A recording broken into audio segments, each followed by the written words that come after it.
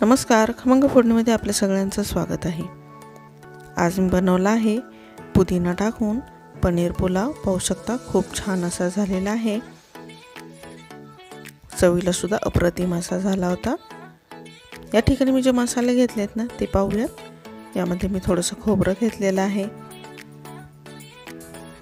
4-5 हिरव्या मिरच्या, 1 इंच आल्याचा तुकडा, 10-12 लसणाच्या पाकळ्या, खूप सारा पुदिना व खूप सारी कोथिंबीर। चवीला खूप छान होतो हा पुलाव, एकदा नक्की करून पहा। नेहमीचाच तोच पुलाव खाण्यापेक्षा थोडासा वेगळा चवीचा पुलाव एकदा नक्की करून पहा। मसाला आपला वाटून झालेला आहे, पाहू शकता।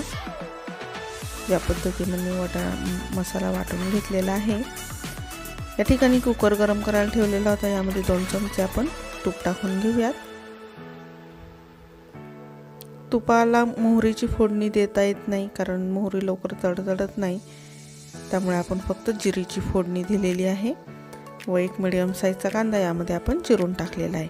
यामध्ये जे खडे मसाले लागणार आहेत ते पाहूयात। तेजपत्ता घेतलेला आहे, दालचिनी, स्टार फूल, मोठी वेलची, 4-5 लवंगा व 4-5 मिरी घेतलेली आहे। ते परतून घेतल्यानंतर आपण यामध्ये 1 मीडियम साईजचा टोमॅटो टाकून घेतलेला आहे,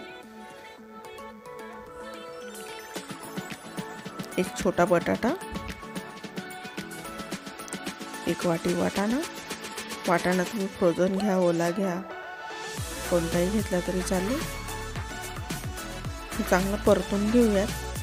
परतून घेतल्यानंतर यामध्ये मी 1 चमचा गरम मसाला टाकून घेतलेला आहे व आपण जो वाटून घेतलेला मसाला आहे ना तो पण यामध्येच आपण आता टाकून घेऊयात व चांगलं एकसारखं करून घेऊयात।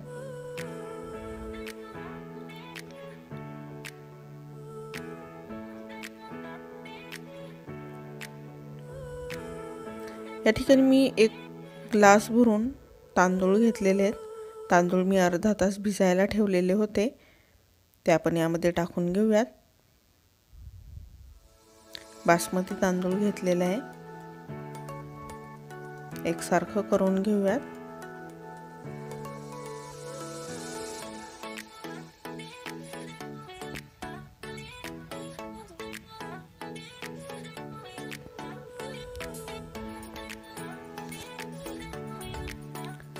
तांदूळ आणि मसाला आपला एकसारखा करून झालेला आहे।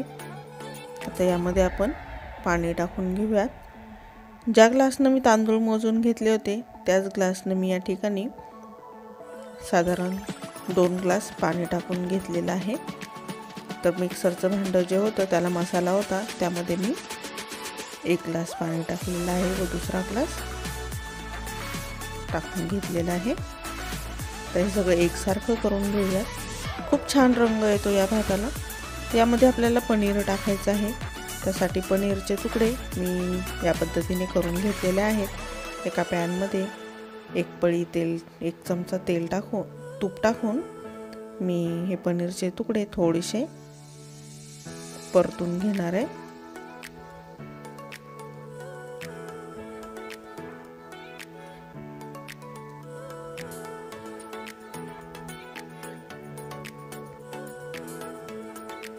छान असा गोल्डन कलर येईपर्यंत आपल्याला हे पनीरचे तुकडे परतून घ्यायचे, जास्त सुद्धा परतायचे नाहीत। आणि हे जे पनीर आहे ना ते मी घरीच केलेलं आहे, विकतचं पनीर शक्यतो मी वापरत नाही। घरीच एक्स्ट्रा दूध घेऊन मी पनीर बनवत असते। तर हे पनीरचे तुकडे आपण या कुकरमध्ये टाकून घेऊयात। चवीनुसार मीठ टाकून घेतलेलं आहे।